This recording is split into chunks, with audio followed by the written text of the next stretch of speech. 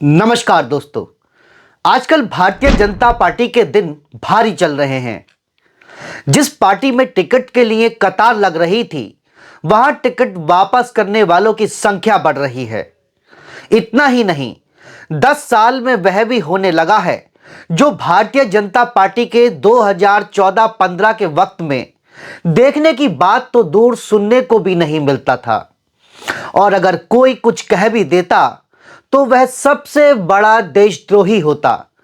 ऐसा शायद इसलिए हो रहा है कि उनकी गारंटी में भी गारंटी नहीं है। सिर्फ विपक्षी पार्टियों को कोसने भर से ही आप चुनाव नहीं जीत सकते।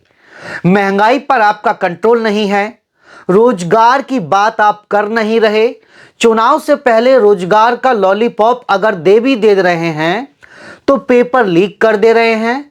परीक्षा रद्द करके आप सवालों से नहीं भाग सकते। परीक्षाएं लीक कैसे हो गई? क्योंकि यहां एक दो परीक्षा प्रश्न पत्रों की बात नहीं है। अलग अलग विभागों में आपकी परीक्षाओं के प्रश्न पत्र लीक हुए हैं। क्या यह परीक्षाएं चुनाव से पहले हो जाएंगी? इसकी क्या गारंटी है? इसके पीछे कौन सा माफिया तंत्र है? आप माफियाओं को भी एक्सपोज नहीं कर पाए। इसके पीछे नेहरू या राजीव गांधी या कांग्रेस या समाजवादी पार्टी का हाथ तो नहीं होगा। खैर, तमाम सवाल हैं। परीक्षाओं पर फिर कभी अलग से बात करते हैं। हम बात कर रहे हैं भारतीय जनता पार्टी की उस छवि की जो प्रधानमंत्री नरेंद्र मोदी से 2013 में बनी थी। जैसा कि हम बता रहे हैं, 2014-15 के दौरान आप आलोचना नहीं कर सकते थे, मगर अब आम जनता भी खुलकर प्रधानमंत्री नरेंद्र मोदी को आड़े हाथों लेने लगी है। पटना के गांधी मैदान से लालू यादव ने एक सवाल क्या कर दिया, साहिब के दिल पर ठेस पहुंच गई। तेलंगाना में साहिब परिवारवाद की गाथा गाने लगे। परिवारवाद में उनके निशाने पर हमेशा नेहरू रहते हैं, सोनिया गांधी रहती हैं। तो तेलंगाना में प्रधानमंत्री नरेंद्र मोदी ने कहा, परिवारवादियों ने जमीन आसमान बेचकर कोठियां बनवाई, मैंने घर भी नहीं बनवाया।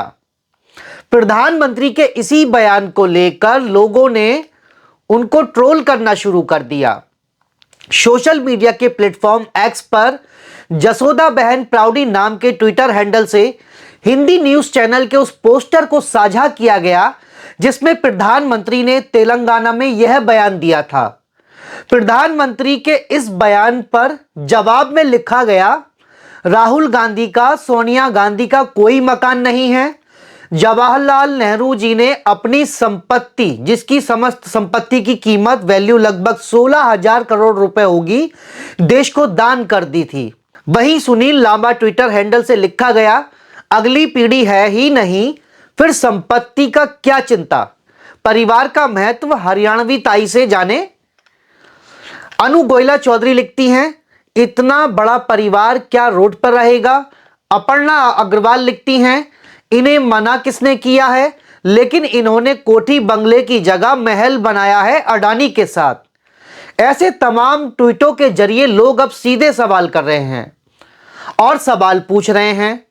भले ही प्रधानमंत्री ने आज तक पत्रकारों को प्रेस कॉन्फ्रेंस करके किसी सवाल का जवाब न दिया हो, आजकल प्रधानमंत्री नरेंद्र मोदी जी जैसा बोल रहे हैं, कह रहे हैं, लोग उनको अब जवाब दे रहे हैं और सवाल कर रहे हैं।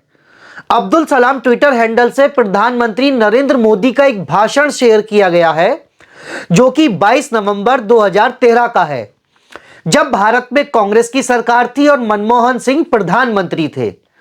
उस वक्त जब पीएम मोदी गुजरात के मुख्यमंत्री थे, मंच से महंगाई के मैं के बारे में बता रहे थे। जरा सुन लीजिए।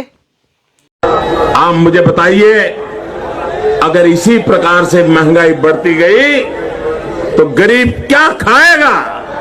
आज प्रधानमंत्री यहां आए थे, लेकिन प्रधानमंत्री महंगाई का मां बोलने के लिए तैयार नहीं है, महंगाई का मां बोलने के लिए तैयार नहीं है। इनका अहंकार इतना है, महंगाई के लिए एक शब्द बोलने को तैयार नहीं है।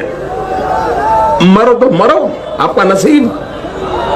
अरे लोग इस वीडियो को ऐसा कहकर शेयर कर रहे हैं, काश इन साहब की आवाज आज के हमारे देश के प्रधानमंत्री नरेंद्र मोदी जी सुन लें और भारत में हो रही महंगाई पर अपनी चुप्पी तोड़ें। तो दोस्तों, पहले के भाषण ही नहीं, इस वक्त जो प्रधानमंत्री अक्सर अपने भाषणों में बोल रहे हैं, लोग उनके शब्दों को लेकर ही अब उनसे सवाल पूछ रहे हैं। जवाब तो प्रधानमंत्री या भारतीय जनता पार्टी के नेताओं को ही देना चाहिए कि उनकी सरकार महंगाई के मां शब्द पर बोल सकती है, उनके नेता बोल सकते हैं। सिलेंडर के बढ़ते दामों पर आज स्मृति ईरानी चुप क्यों है, यह स्मृति ईरानी को भी बता देना चाहिए। तो दोस्तों, यह जनता है, सब जानती है। वीडियो में इतना ही। आपको यह खबर कैसी लगी हमें कमेंट्स बॉक्स में जरूर बताइएगा और ऐसी ही खबरों में बने रहने के लिए चैनल को सब्सक्राइब करना न भूलें और मुझे दीजिए इजाजत। नमस्कार।